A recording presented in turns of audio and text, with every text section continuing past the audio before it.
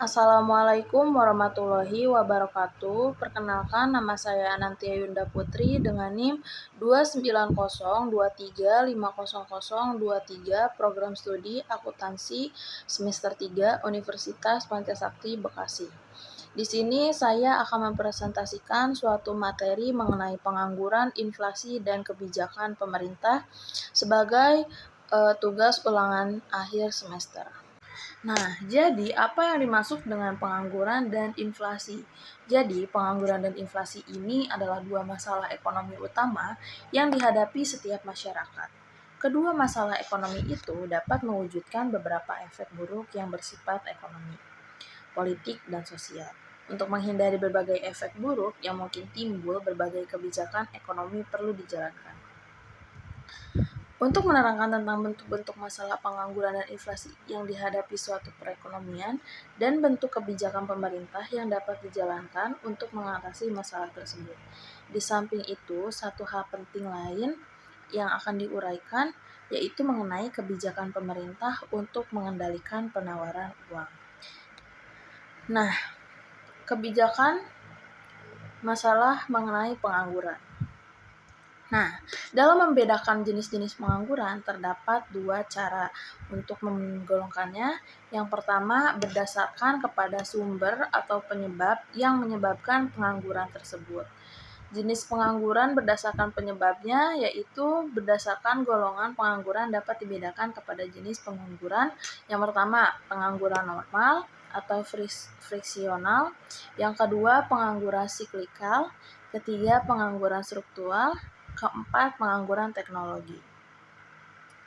Nah, yang pertama ada pengangguran normal atau friksional.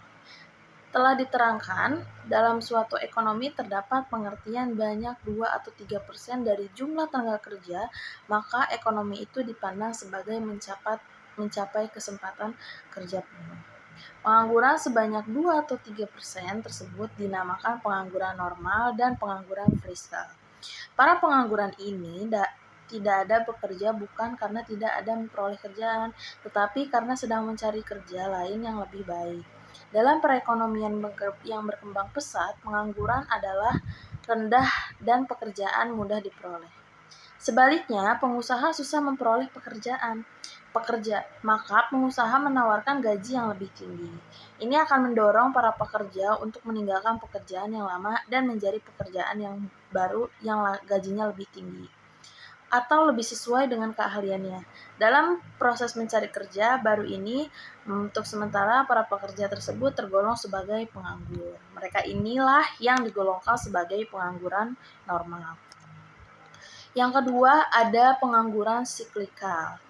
Perekonomian tidak selalu berkembang dengan teguh, ada kalanya permintaan agregat lebih tinggi, dan ini mendorong pengusaha menaikkan produksi, lebih banyak pekerja baru digunakan dan pengangguran berkurang.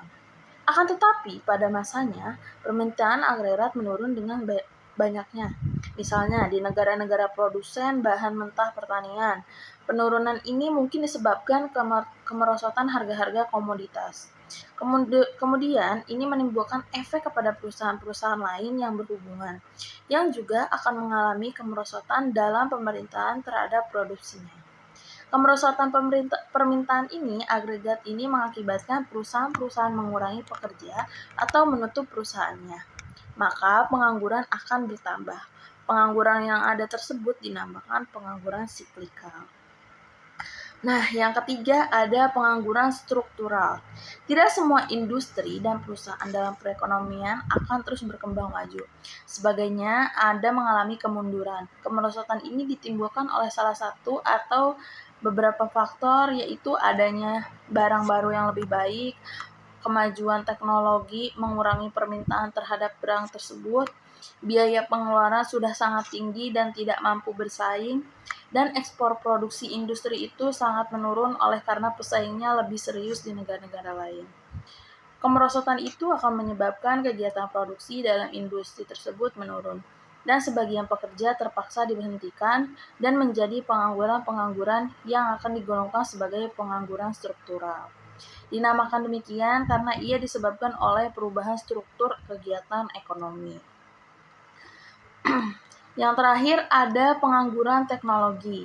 Pengangguran dapat pula ditimbulkan oleh penggantinya tenaga manusia oleh mesin-mesin dan bahan kimia. Racun lalang dan rumput misalnya telah mengurangi penggunaan tenaga kerja untuk membersihkan perkebunan sawah dan lahan pertanian. Begitu juga mesin untuk mengurangi kebutuhan tenaga kerja untuk membuat lubang, memotong rumput, membersihkan kawasan, dan memungut hasil. Sedangkan dari pihak pabrik, adakan robot telah menggantikan kerja-kerja manusia. Pengangguran ini yang ditimbulkan oleh penggunaan mesin dan kemajuan teknologi lainnya dinamakan pengangguran teknologi. Lalu ada jenis pengangguran berdasarkan cirinya. Ciri-cirinya itu ada pengangguran terbuka, pengangguran tersembunyi, pengangguran bermusim, dan setengah menganggur. Kita bahas pertama yang tentang pengangguran terbuka. Pengangguran ini tercipta sebagai akibat pertambahan lowongan pekerjaan yang lebih rendah dari pertambahan tenaga kerja. Sebagai akibatnya, dalam perekonomian semakin banyak jumlah tenaga kerja yang tidak dapat memperoleh pekerjaan. Efek dari keadaan ini, di dalam suatu jangka masa yang cukup panjang, mereka tidak melakukan suatu pekerjaan. Jadi, mereka menganggur secara nyata dan sepenuh waktu. Dan oleh karenanya, dinamakan pengangguran terbuka. Pengangguran terbuka dapat pula sebagai akibat dari kegiatan ekonomi yang menurun, dari kemajuan teknologi yang mengurangi penggunaan tenaga kerja, atau sebagai akibat dari kemunduran perkembangan suatu industri. Yang kedua, pengangguran tersembunyi. Pengangguran ini terutama ada di sektor pertanian atau jasa. Setiap kegiatan ekonomi memerlukan tenaga kerja dan jumlah tenaga yang digunakan tergantung kepada banyaknya faktor. Antara lain, faktor yang diperlukan adalah besar atau kecilnya perusahaan, jenis perusahaan, mesin yang digunakan, apakah insentif buruh atau insentif modal, dan tingkat produksi yang dicapai. Di banyak negara berkembang, seringkali didapati bahwa jumlah bekerja dalam suatu kegiatan ekonomi lebih banyak dari yang sebenarnya diperlukan supaya ia dapat menjalankan kegiatannya dengan efisien. Kelebihan tenaga kerja yang digunakan digolongkan dalam pengangguran tersembunyi. Contoh-contohnya ialah pelayanan restoran yang lebih banyak dari yang diperlukan dan keluarga petani dengan anggota keluarga yang besar yang mengerjakan luas tanah yang sangat kecil. Yang ketiga, pengangguran bermusim. Pengangguran ini terutama terdapat di sektor pertanian dan perikanan. Pada musim hujan, penyadap karet dan nelayan tidak dapat melakukan pekerjaan mereka dan terpaksa menganggur. Pada musim kemarau pula, para pesawah tidak dapat mengerjakan tanahnya. Di samping itu, pada umumnya, para pesawah tidak begitu aktif di antara waktu sesudah menanam dan sesudah menuai. Apabila dalam masa di atas para penyadap karet, nelayan dan pesawah tidak melakukan pekerjaan lain, maka mereka terpaksa menganggur. Pengangguran seperti ini digolongkan sebagai pengangguran bermusim. Yang terakhir ada setengah menganggur. Di negara-negara berkembang, penghijrahan atau migrasi dari desa ke kota adalah suatu pusat. Sebagai akibatnya, tidak semua orang pindah ke kota dapat memperoleh pekerjaan dengan mudah. Sebagiannya terpaksa menjadi pengangguran sepenuh waktu. Di samping itu, ada pula yang tidak menganggur, tapi pula bekerja sepenuh waktu dan jam mereka adalah jauh lebih rendah dari yang normal. Mereka mungkin hanya bekerja 1 hingga 2 hari seminggu atau 1 hingga 4 jam per harinya. Pekerja-pekerja yang mempunyai masa bekerja yang dijelaskan digolongkan sebagai setengah menganggur atau bahasa Inggrisnya underemployed, dan jenis pengangguran ini dinamakan underemployment. Selanjutnya, masalah inflasi atau kenaikan harga. Masalah lain yang terus-menerus mendapatkan perhatian pemerintah adalah masalah inflasi. Tujuan jangka panjang pemerintah adalah menjaga agar tingkat inflasi yang berlaku pada tingkat yang sangat rendah. Tingkat inflasi 0% bukan tujuan utama kebijakan pemerintah karena sangat sulit untuk dicapai. Yang paling penting untuk diusahakan adalah menjaga agar tingkat inflasi tetap rendah. Ada kalanya tingkat inflasi meningkat dengan tiba-tiba atau ada sebagai akibat suatu peristiwa tertentu yang berlaku di luar ekspektasi pemerintah. Misalnya, efek dari pengangguran nilai uang atau depresiasi nilai uang yang sangat besar atau ketidakstabilan politik. Menghadapi masalah inflasi yang bertambah cepat ini, pemerintah akan menyusul langkah-langkah yang bertujuan agar kestabilan dapat mewujudkan kembali ekonominya. Berdasarkan kepada sumber atau penyebab kenaikan harga-harga yang berlaku, inflasi biasanya dibedakan menjadi inflasi tarikan permintaan, inflasi desakan biaya, inflasi impor. Yang pertama ada inflasi tarikan permintaan. Inflasi ini biasanya terjadi pada masa perekonomian berkembang dengan pesat, kesempatan kerja yang tinggi, menciptakan tingkat pendapatan yang tinggi, dan selanjutnya menimbulkan pengeluaran yang lebih kemampuan ekonomi. Mengeluarkan barang dan jasa pengeluaran yang lebih akan menimbulkan inflasi. Selanjutnya, inflasi desakan biaya. Inflasi ini terutama berlaku dalam masa perekonomian berkembang dengan pesat ketika tingkat pengangguran sangat rendah.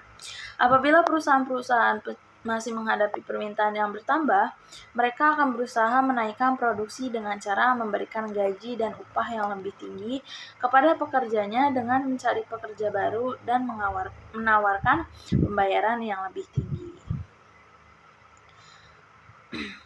Lanjut, yang terakhir ada inflasi diimpor. Inflasi ini juga bersumber dari kenaikan harga barang yang diimpor. Inflasi ini akan ada apabila barang-barang yang diimpor mengalami kenaikan harga, mempunyai peranan yang penting dalam kegiatan pengeluaran perusahaan.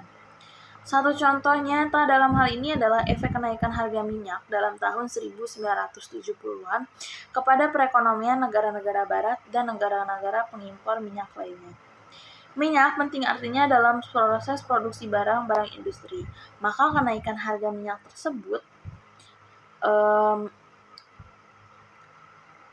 mengakibatkan kenaikan harga. Kenaikan harga minyak yang tinggi pada tahun 97-an yaitu dari US dollar 300 pada tahun 1973 menjadi 1.200 US dollar pada tahun 1974 dan menjadi 30 US dollar pada tahun 1979. Inflasi dan kemakmuran rakyat. Di samping menimbulkan efek buruk ke atas kegiatan ekonomi negara, inflasi juga akan menimbulkan efek-efek yang berikut kepada individu dan masyarakat. Yang pertama, inflasi akan menurunkan pendapatan real orang-orang yang berpendapatan tetap. Pada umumnya, kenaikan upah tidaklah secepat kenaikan harga-harga, maka inflasi akan menurunkan upah real individu yang berpendapatan tetap. Kedua, inflasi akan mengurangi nilai kekayaan yang berbentuk uang. Sebagian kekayaan masyarakat disimpan dalam bentuk uang, simpanan di bank, simpanan tunai, dan simpanan dalam institut keuangan lain merupakan simpanan keuangan. Nilai realnya akan menurun apabila inflasi berlaku. Yang terakhir, memperburuk pembagian kekayaan. Telah ditunjukkan bahwa penerima pendapatan tetap akan menghadapi kemerosotan dalam nilai real pendapatannya, dan pemilik kekayaan bersifat keuangan mengalami penurunan dalam nilai real kekayaan. Akan tetapi, pemilik harta tetap tanah, pembangunan dan rumah dapat mempertahankan atau menambah nilai real kekayaannya. Juga sebagian penjual, pedagang dapat mempertahankan nilai real pendapatannya. Dengan demikian, inflasi menyebabkan pembagian pendapatan di antara golongan berpendapatan tetap dan pemilik harta tetap dan penjual atau pedagang akan menjadi semakin tidak merata. Sekian yang dapat saya sampaikan, kurang lebihnya mohon maaf. Terima kasih. Wassalamualaikum warahmatullahi wabarakatuh.